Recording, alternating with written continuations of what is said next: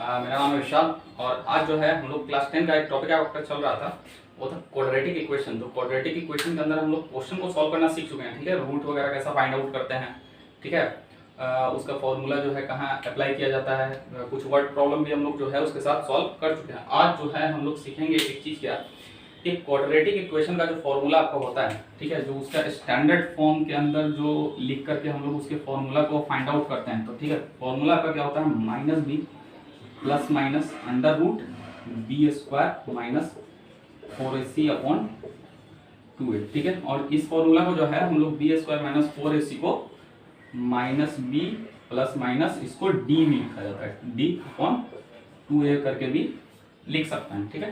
तो ये फॉर्मूला का जो है डेरिवेशन आज हम लोग सीखेंगे, क्योंकि ये आपके एग्जामिनेशन में कभी कभी पूछ दिया जाता है, ठीक है। तो हम लोग पहले देखते हैं क्या कि क्वाड्रेटिक इक्वेशन का जो है, क्वाड्रेटिक इक्वेशन का स्टैंडर्ड फॉर्म जो है वो क्या होता है। तो वो होता है आपका ax square plus B X plus C. और इसी से जो है हम लोग फाइंड आउट कर लेंगे कि कैसे ये फॉर्मूला जो है वो निकल के आता है। तो हम लोग को पहले क्या करना पड़ेगा कि ये जो इक्वेशन है पूरा का पूरा दिया हुआ है, ये इक्वेशन, इस इक्वेशन को आपको डिवाइड करना पड़ेगा विथ a, यानी कि a से इस इक्वेशन को हम लोग डिवाइड करेंगे bx upon a, dx upon a plus C upon A. अब इक्वल टू 0 है, देखिए तो 0 को जैसे डिवाइड करने से कोई फायदा नहीं है, तो यहाँ पे आप लोग लिख सकते हैं बाय डिवाइडिंग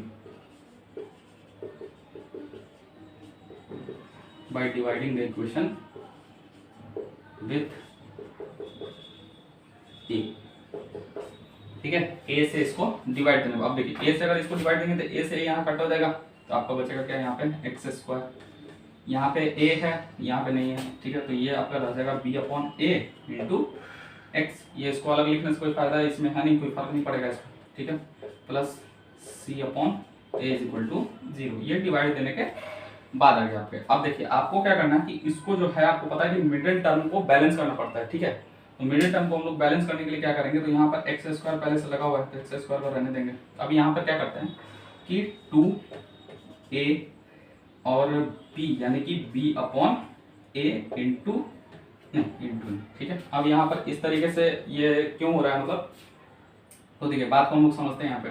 तो 2ab यानी कि यहाँ पे हो जाएगा 2। अब देखिए इसको जो है हम लोग अगर इस तरीके से लिख देते हैं, तो इस तरीके से लिखने पर ये हो क्या रहा है, क्यों लिख रहे हैं इसे, क्योंकि देखिए अगर इस 2 को अगर यहाँ से 2 से अगर काट दिया जाए तो ये फिर से क्या हो जाएगा bx बाई ए हो जाएगा। तो यानी कि अगर आपको यहाँ पर जो है 2 के बदला अगर 3 लिख दो, तो देखो अगर यहाँ पे 3 लिख देते हो तो आपको पता है कि अगर इसको बाद में जब स्क्वायर करेंगे हम लोग तो 3 का स्क्वायर 9 हो जाएगा, जो कि आपके फॉर्मूला में अवेलेबल होता ही नहीं है, ठीक है। इसलिए यहाँ पे 2 से ही हम लोग काम चलाएंगे, ठीक है। तो 2 का यहाँ पे हो गया काम।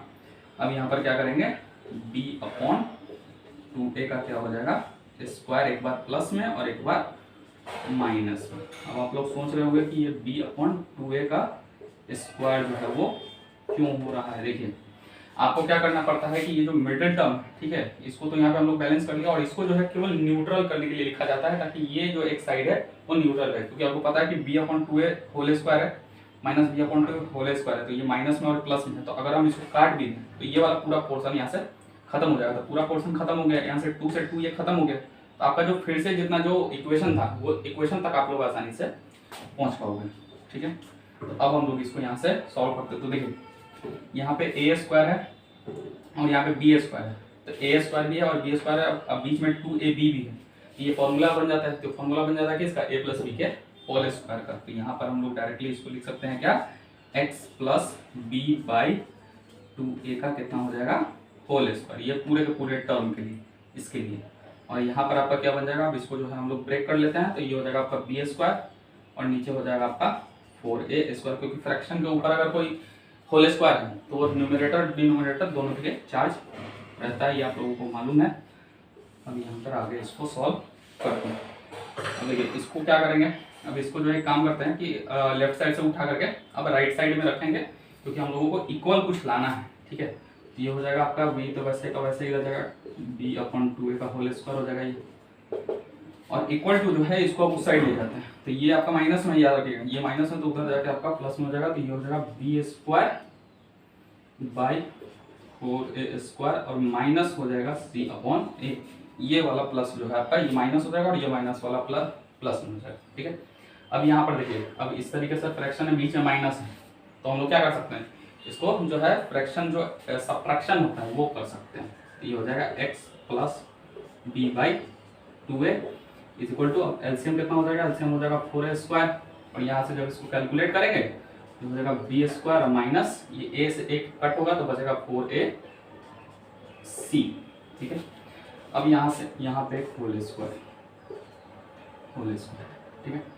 अब इसको देखिए, अब ये फॉर्मूला लगभग आपका आ ही गया, ठीक है। अब यहाँ से हम लोग क्या करते हैं, इस स्क्वायर को यहाँ से इस स्क्वायर को हटा देते हैं। तो आपको पता है कि अगर लेफ्ट साइड से स्क्वायर हटता है तो सामने वाले पे रूट आ जाता है। तो ये हो जाएगा आपका x plus b by 2a वैसे ही रह जाएगा, और इक्वल टू हो जाएगा आपका under root b square minus 4ac, और ये हो जाएगा 4a स्क्वायर है, तो 4a स्क्वायर का अगर आप रूट करोगे तो ये हो जाएगा आपका 2a, ठीक है। 2a आ जाएगा आपका। अब इसके बाद जो है हम इसको साइड में थोड़ा सा इरेज करते हैं, साइड में इरेज करके इसको लिख देते हैं। तो इसका जो पोर्शन है वो ऊपर लिखा है, ठीक है। अब यहाँ पर हम लोग क्या करेंगे, b plus B upon 2a था, तो b अपॉन 2a को उठा करके हम लोग क्या करेंगे, राइट साइड ले जाएंगे। तो x इक्वल टू हम लोग लिख सकते हैं क्या, b square minus 4ac under root, और अंडर रूट के पहले है तो यहाँ पे प्लस और माइनस दोनों चार्ज रहता है 2a, और यहाँ से ये प्लस b बाई 2a उधर जाकर हो जाएगा माइनस b अपॉन 2a। अब देखिए दोनों का जो डिनोमिनेटर है वो तो सेम है, तो जब b डिनोमिनेटर सेम है तो ये वाला क्या हो जाएगा, ये वाला जो b है आपका वो माइनस में हो जाएगा, यानी कि हम लोग इसको लिख सकते हैं minus b x equal to minus b plus minus under root b square minus 4ac upon 2a, क्योंकि दोनों का एलसीएम जो है वो सेम होगा। तो यही जो है आपका क्वाड्रेटिक इक्वेशन का ये वाला फॉर्मूला आपको पढ़ते हैं, और यही फॉर्मूला यहाँ पे ड्राइव होता है। इस तरीके से आप लोग इजीली इसको ड्राइव कर सकते हैं, ठीक है। पहले हम लोग देखिए स्टेप्स क्या क्या किए, पहले a से दोनों को डिवाइड किए, a से डिवाइड करने के बाद यहाँ पर जो है इसको बैलेंस करने के लिए हम लोग 2/a लगाए, ठीक है। ये यहाँ से कट जाएगा तो बैलेंस हो जाएगा। फिर उसके बाद इसको लिख दिए ताकि ये न्यूट्रल रहे, ठीक है। न्यूट्रल रखने के लिए इसको किया गया, क्योंकि इसको काटेंगे तो फिर से उतना ही आ जाए। उसके बाद ये वाला जो है आपका a प्लस बी के होल स्क्वायर पर इसको लिख दिए, a प्लस बी के होल स्क्वायर पर लिखने के बाद इसका जो है स्क्वायर हुआ, और ये फिर से हम लोग इसके साइड को चेंज कर दिए। तो साइड को चेंज करने के बाद क्या हुआ, जो माइनस में था वो प्लस में आ गया, तो जो प्लस में था वो आपका माइनस में आ गया। और उसके बाद यहाँ पे सिर्फ यहाँ पे क्या हुआ है, जो फ्रैक्शन वाला जो एडिशन या सबट्रैक्शन होता है वो कर दिया हम लोग, इसका एलसीएम निकाल लिया। एलसीएम आपका आ गया 4a स्क्वायर, और यहाँ से सिर्फ कैलकुलेशन हुआ है तो आपका आ गया b स्क्वायर माइनस 4ac। और फिर यहाँ से हम लोग इस रूट को हटा दिए, तो रूट को हटाया और सामने स्क्वायर को हटाया, स्क्वायर को हटा दिए तो सामने रूट आ गया।